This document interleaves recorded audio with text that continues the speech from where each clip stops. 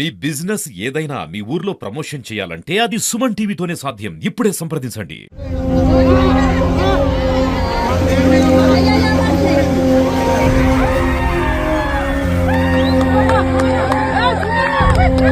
మొత్తం 4 రూమ్స్లలో 3 రూమ్స్ కూలిపోయినాయి.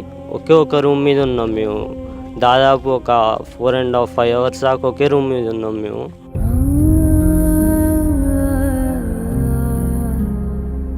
నీకు ఫోన్ చేస్తుంటే అసలు కొన్నిసార్లు ఫోన్ పోలేదు, కొన్నిసార్లు ఫోన్ ఎత్తలేదు.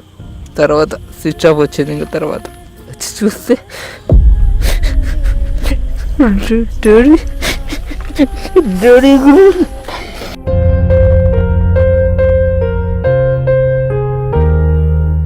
డాడీ అప్పుడు ఒకవేళ పడితే ఆ చెట్టుని పట్టుకోరా అని చూపించిండు కొన్ని చెట్లని. ఇద్దరం అసలు మమ్మీ ఎడిపోయిందో కూడా తెలియదు ఫ్లోలో.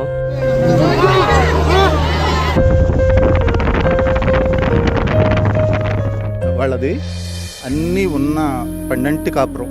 ఆ కాపురం ఒక్కసారిగా చిత్రమైపోయింది. అసలు వీళ్ళ చదువులు అయిపోతున్నాయి, నెక్స్ట్ మా భవిష్యత్తు బాగుంటుంది, వాళ్ళిద్దరికీ జాబ్స్ వస్తాయి, నెక్స్ట్ మా మంచి రోజులు అని ఆ భార్యాభర్తలు ఎన్నో కలలు కన్నారు.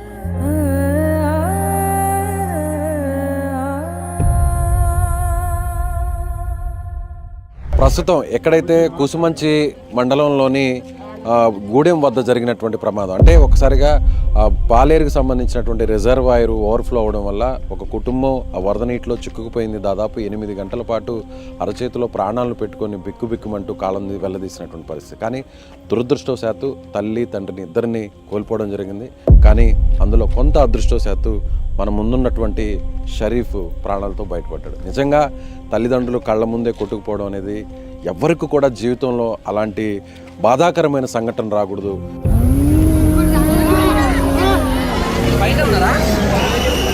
సో ఇక్కడ కుటుంబ సభ్యులందరూ కూడా ఉన్నారు. వారి తల్లి మృతదేహం కూడా ఇవాళే దొరికింది. 2 రోజుల కిందట తండ్రి మృతదేహం దొరికింది. ఇప్పుడు ఖననానికి సంబంధించినటువంటి ఏర్పాట్లన్నీ కూడా జరుగుతున్నాయి. కుటుంబ సభ్యులందరూ కూడా ఆ ఇద్దరు కుటుంబాలకి, షరీఫ్ వారి సోదరుడు కూడా బెంగళూరులో చదువుతున్నాడు, షరీఫ్ కూడా చదువుతున్నాడు.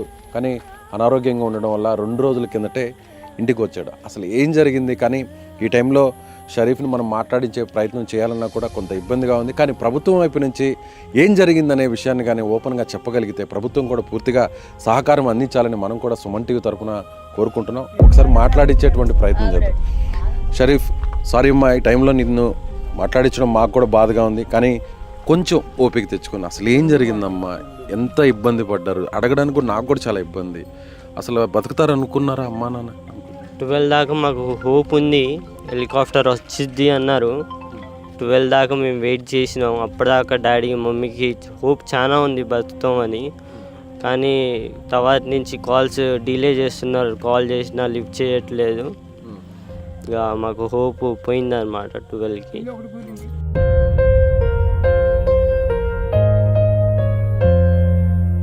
మామూలుగా మీరు ఇంట్లో పడుకో ఉన్నారా? మీకు ఎన్ని గంటలకి ఫ్లడ్ వస్తుందని మీకు తెలిసింది? అసలు ఏం జరిగింది కొంచెం వివరించగలవా? మాకు ఎవరు ఇన్ఫర్మేషన్ అయితే ఇవ్వలేదు ఇంతగానో వస్తుందని.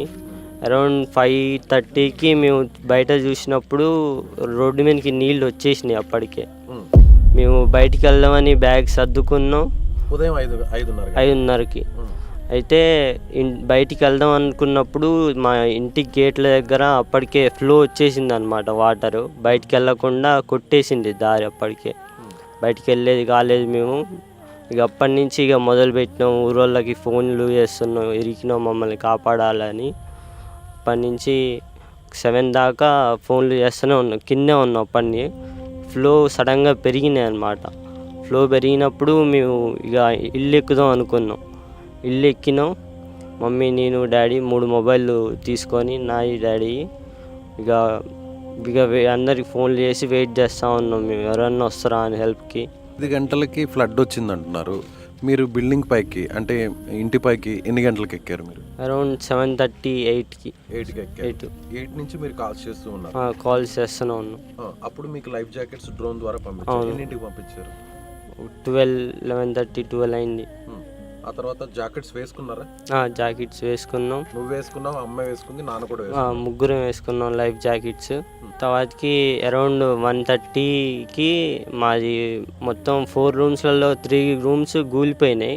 ఒక రూమ్ మీద ఉన్నాం మేము. దాదాపు ఒక 4.5 అవర్స్ దాకా ఒకే రూమ్ మీద ఉన్నాం మేము. తర్వాతకి ఆ ఒక్క రూమ్ కూడా పడిపోయింది అనమాట. పడిపోయినప్పుడు ముగ్గురం ఇక కొట్టుకొని పోయినాం. డాడీ అవుపడలేదు. కొద్దిసేపటికి మమ్మీతో నేనున్న ఒక 1 minute దాకా, మమ్మీ కూడా కొద్దిసేపు అయినాక అవుపడలేదు.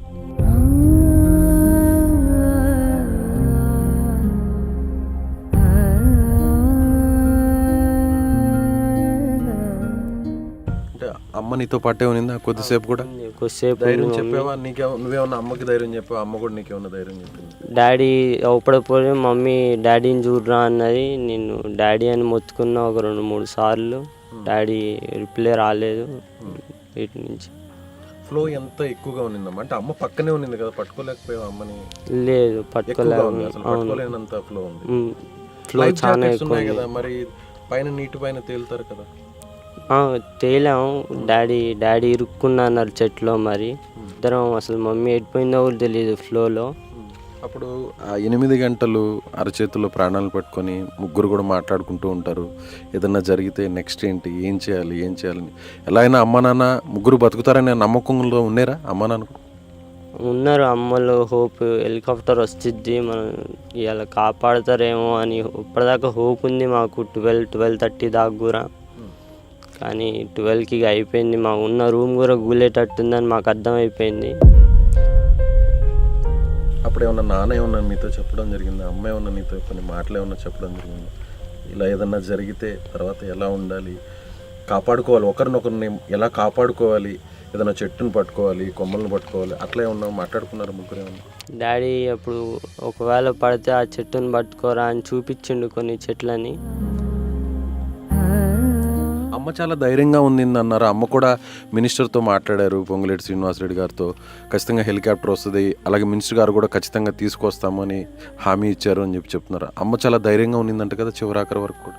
అంత ధైర్యంగా అయితే లేదు మమ్మీ చాలా భయపడుతూనే ఉంది పైన, మనం ఉంటామో ఉండమో అని.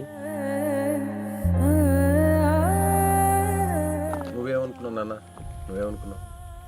బతుకుతారులే అమ్మ నాన్న అనుకున్నావా? బతుకుతానని అనుకున్నా నేను చివరి దాకా కూడా. ఇలా జరుగుతుందని జీవితంలో ఊహించారు ఎప్పుడైనా? నాన్న మంచి వ్యాపారం చేసుకుంటున్నాడు, నువ్వు బ్రదర్ కానీ నువ్వు కానీ మంచిగా చదువుకుంటున్నారు, ఒక మంచి పొజిషన్లో ఉంటారు ఫ్యామిలీ అంతా. అందరికీ నలుగురికి నేను ఇక్కడికి వస్తే అందరూ ఒకటే మాట చెప్తున్నారు, మీ ఫాదర్ అందరికి కూడా హెల్పింగ్ నేచర్ ఉన్న వ్యక్తి, అందరితో చాలా మంచిగా ఉంటారు, తన వర్క్ తను చేసుకుంటారు, మీ ఫ్యామిలీ కూడా మీరు కూడా అందరితో చాలా బాగుంటారు అంటున్నారు. కానీ ఈరోజు మొత్తం తలకిందులైపోయింది. ఏంటి నాన్న నెక్స్ట్? నువ్వు కోరుకునేది ఏంటి? గవర్నమెంట్ నుంచి కానీ, లేదంటే ప్రభుత్వం కానీ, లేదంటే ప్రభుత్వ పెద్దల నుంచి కానీ అసలు ఏం కావాలనుకుంటున్నావు? అంటే ఇలాంటి టైంలో అడగడం రాంగ్, కానీ ఎలాంటి భరోసా కావాలనుకుంటున్నావు? నాకు ఉండడానికి ఇల్లు అయితే లేదు ప్రస్తుతానికి. గవర్నమెంట్ నుంచి ఏదో కొద్దిగా సాయం అయితే ఆశిస్తున్నాం మేము. ఏం చదువుకుంటున్నాను? నేను BTech second year, BTech final year 4th year.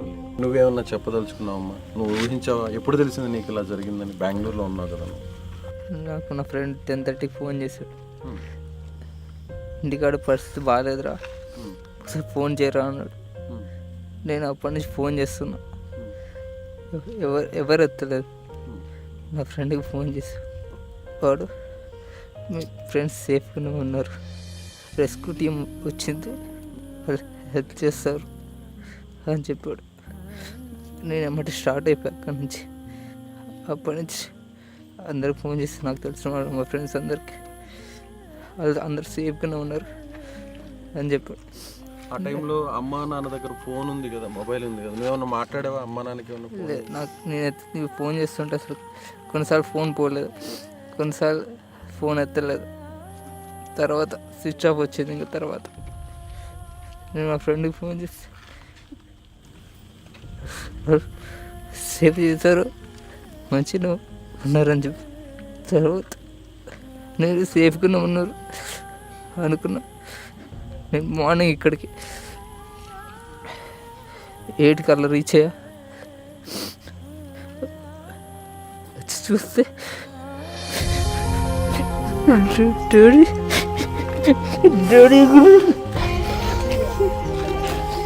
ధైర్యంగా ఉండాలమ్మా, ధైర్యంగా ఉండాలన్న. పెద్దవాడు నువ్వే, తమ్ముడికి నువ్వు సపోర్టింగ్గా ఉండాలి. నువ్వు ఒక్కసారిగా నిన్ను తాళ్లతో కాపాడారు కదా, అప్పుడు కొట్టుకుపోతున్నప్పుడు నువ్వన్నా సేఫ్ అవుతావు అని అనుకున్నావు అప్పుడు? నేను హోప్ అయితే ఉంది నాకు. మనుషులు అవపడుతున్నారు జనాలు, వాళ్ళు చేతులెక్కి సైకిల్ చేస్తున్నారు ఇటురా ఇటురా అని. వాళ్ళు లాస్ట్లో నేను అవపడ్డాను, వాళ్ళు నన్ను గుంజారు ఎమ్మటే బయటికి. అవపడ్డా వెంటనే గుంజిగా నువ్వేమన్నా వాళ్ళ వైపు వెళ్ళే ప్రయత్నం ఏమన్నా చేసావా, లేదంటే ఆ ప్రవాహంలో నువ్వే అటువైపు కొట్టుకొని వచ్చావు? ఫ్లోనే నెట్టేసింది నన్ను, ఫ్లోనే అక్కడ దాకా నెట్టేసింది. నీకు స్విమ్మింగ్ వచ్చా? లేదు, స్విమ్మింగ్ అమ్మకు నాన్నకు కూడా రాదు. నాన్నకు వచ్చు, మమ్మీకి రాదు. కానీ నాన్నకు స్విమ్మింగ్ వచ్చినా కూడా చెట్లో ఇరుక్కుపోయాడు. అవును. నిజంగా చాలా బాధాకరం. షరీఫ్ వాళ్ళ సోదరుడు ఇద్దరు కూడా అన్నదమ్ములే మిగిలారు చివరికి. చిన్నప్పటి నుంచి అమ్మ నాన్న ఇద్దరిని ఒక మంచి ప్రయోజకులు చేసి వారి భవిష్యత్తుకు బంగారు బాటలు వేయాలని ఒక్కొక్క మెట్టు ఎక్కుతూ ఒక్కొక్క రాయిని పేర్చుకుంటూ మంచిగా వ్యాపారం చేసుకుంటూ వచ్చారు. మరికొన్ని సంవత్సరాల్లో ఇద్దరు కూడా ఒక మంచి ఉద్యోగాల్లో సెటిల్ అవుతారు. తల్లిదండ్రులు కూడా ఇద్దరిని ఎంతో సంతోషంగా చూడాలనుకున్నారు. కానీ విధి ఒక్కసారిగా మొత్తం జీవితాన్ని అంతా తలకిందులు చేసింది. ఇద్దరు మాట్లాడుతుంటే, షరీఫ్ మాట్లాడుతుంటే ఒకవైపు ఒక బాధ కలుగుతుంది. వారి సోదరుడు అంటే చివరకు అమ్మా నాన్న నేను వచ్చేంత వరకైనా కాపాడుతారేమో, బయటపడతారేమో, ఇన్ని గంటలు ఉన్నారు కదా రెస్క్యూ టీమ్ ఏదన్నా హెల్ప్ చేసి వాళ్ళని సేవ్ చేస్తుందేమో అనుకున్నాడు. కానీ ఇక్కడికి వచ్చాక తండ్రి మృతదేహాన్ని చూశాడు. తల్లి మృతదేహం 2 రోజుల వరకు కూడా దొరకనటువంటి పరిస్థితి. ఒక్కసారిగా ప్రకృతి, ఒక్కసారిగా ప్రళయం లాంటిది వస్తే జీవితాలు ఏం జరుగుతాయనే దానికి యాకూబ్ కుటుంబం ఒక ఉదాహరణగా మనం చెప్పవచ్చు. సో ప్రభుత్వం వీరికి అండగా నిలబడాలి, ఎవరైనా దాతలు కూడా ముందుకు రావాలి. ₹1 కోటి వరకు వాల్యూ చేసేటువంటి వీరు ఆస్తులు మొత్తం కొట్టుకుపోయాయి, ₹1 కూడా మిగలలేదు. అప్పటి వరకు ఎంతో సంతోషంగా అక్కడ మనం చూసాం, కారు ఉంది, ట్రాక్టర్స్ ఉన్నాయి, బైక్ ఉన్నాయి, అలాగే వాల్యుబుల్ థింగ్స్ అన్నీ కూడా ఉన్నాయి. అన్నీ కొట్టుకుపోయాయి, ఏం మిగలలేదు, చివరాఖరికి ఏం మిగలలేదు. ఆ చిన్నారిని అడిగితే ఏమంటున్నాడంటే, నేను చదువుకుంటున్నాను, గవర్నమెంట్ మేము ఉండడానికి ఇల్లు కూడా లేదు, ఒక ఇల్లు లాంటిది ముందు ఒక జాగా చూపించండి చాలు అంటూ కూడా ఆ షరీఫ్ కోరుతున్నటువంటి పరిస్థితి. సో అందరూ కూడా వీరిని అడుగుదాం, ఏం చేస్తే బాగుంటుంది, ఈ పిల్లలకి ఏం చేస్తే బాగుంటుంది, ఈ ఫ్యామిలీకి ఏం చేస్తే బాగుంటుంది అనేది ఇక్కడ ఉన్న వారిని అడిగి తెలుసుకుందాం. ఇప్పుడు వాళ్ళు అది పట్టాపొలం అండి, అయినా కానీ అక్కడ ఉండటానికి ఎలాంటి కన్వీనియంట్ లేదు. ఎందుకంటే ఆ సింహం మళ్ళీ ఎప్పుడు వచ్చి మీద పడి మింగిద్దో తెలియదు. ఇంకొకటి ఆ ఫ్లడ్ వల్ల బాగా ఒక 10 అడుగుల లోతు వరకు గుంటపడిపోయింది. వాళ్ళకి పక్కా ఇల్లు నిర్మాణం లాంటిది ఏదైనా చేసి ఇద్దరు పిల్లలకి, తర్వాత వాళ్ళు ఇద్దరు ఇంకొకటి ఏంటంటే పెద్ద బాబుది ఈ సంవత్సరంతో ఫైనల్ ఇయర్ అయిపోద్ది, చిన్న అబ్బాయిది ఇంకా 3 సంవత్సరాలు కంటిన్యూ చేయాలి చదువు. ఆ ఇద్దరికి చదువుకు సంబంధించిన పూర్తి భరోసా అనేది ప్రభుత్వం కల్పించాలి. నేడివ్వాలి సార్. ఫస్ట్ అసలు ఎవరింటికి వాళ్ళది అన్నీ ఉన్న పండంటి కాపురం, ఆ కాపురం ఒక్కసారిగా ఛిద్రమైపోయింది. అసలు తల్లి తండ్రి వాళ్ళకి పంచప్రాణాలు, వీళ్ళని ఎంతో గారభంగా సాదుకున్నారు. వీళ్ళ చదువులు అయిపోతున్నాయి, నెక్స్ట్ మా భవిష్యత్తు బాగుంటుంది, వాళ్ళిద్దరికీ జాబ్స్ వస్తాయి. పెద్ద అబ్బాయి ఫస్ట్ ఉద్యోగం వచ్చింది, తర్వాత చిన్న ఆయన చదువు అయిపోద్ది, ఆయనకి ఉద్యోగం వచ్చింది, నెక్స్ట్ మా మంచి రోజులు అని ఆ భార్యాభర్తలు ఎన్నో కలలు కన్నారు.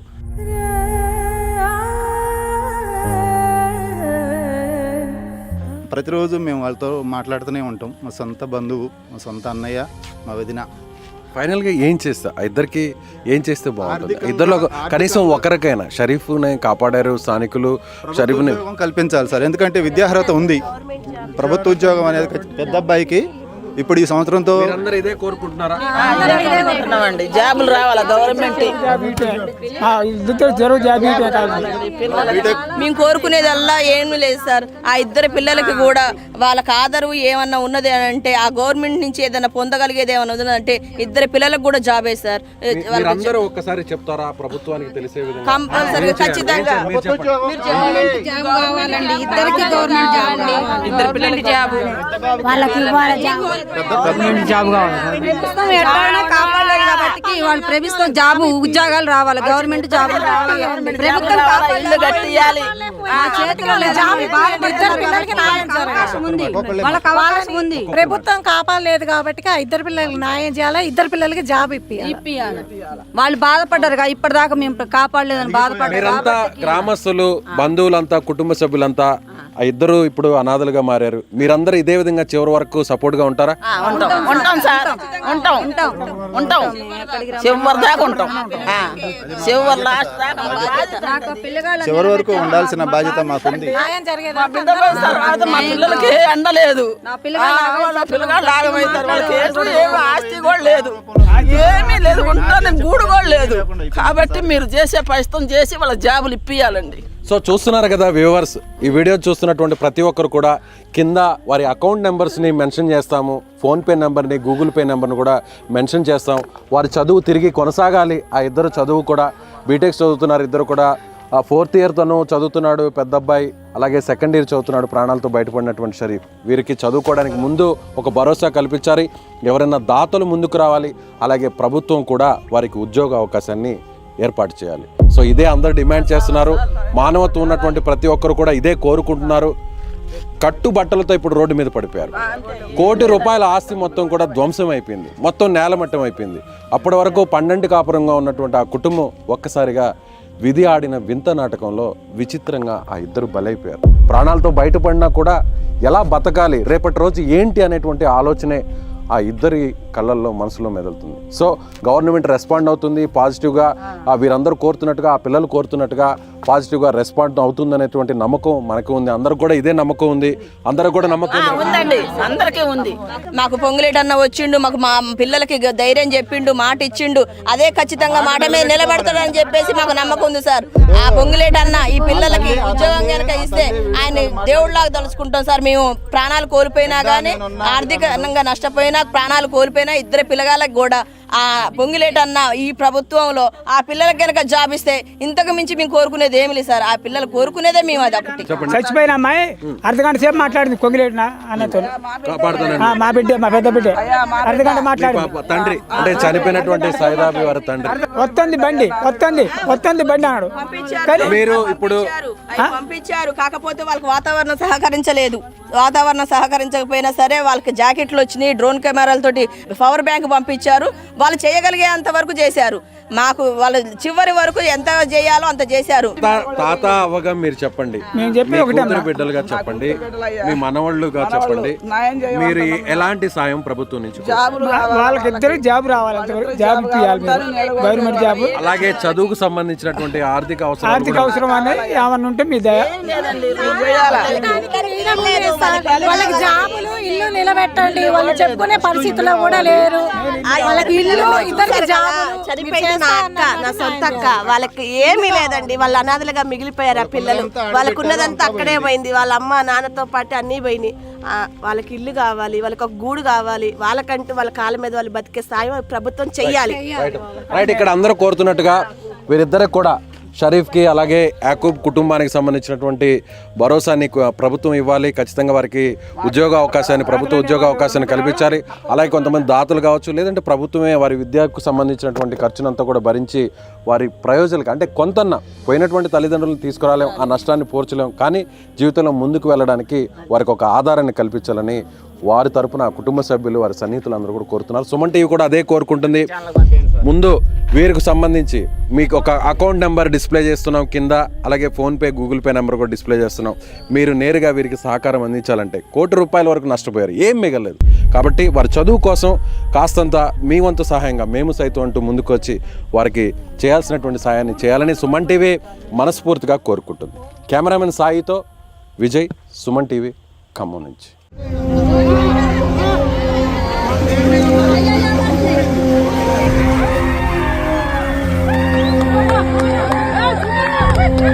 మొత్తం 4 రూమ్స్లలో 3 రూమ్స్ కూలిపోయినాయి. ఒకే ఒక రూమ్ మీద ఉన్నాం మేము. దాదాపు ఒక 4.5 అవర్స్ దాకా ఒకే రూమ్ మీద ఉన్నాం మేము.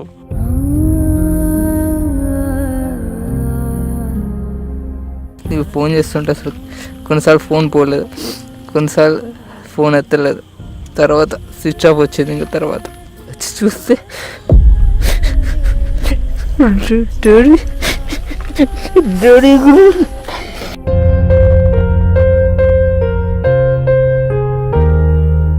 డాడీ అప్పుడు ఒకవేళ పడితే ఆ చెట్టుని పట్టుకోరా అని చూపించిండు కొన్ని చెట్లని. ఇద్దరం అసలు మమ్మీ ఎడిపోయిందో కూడా తెలియదు ఫ్లోలో.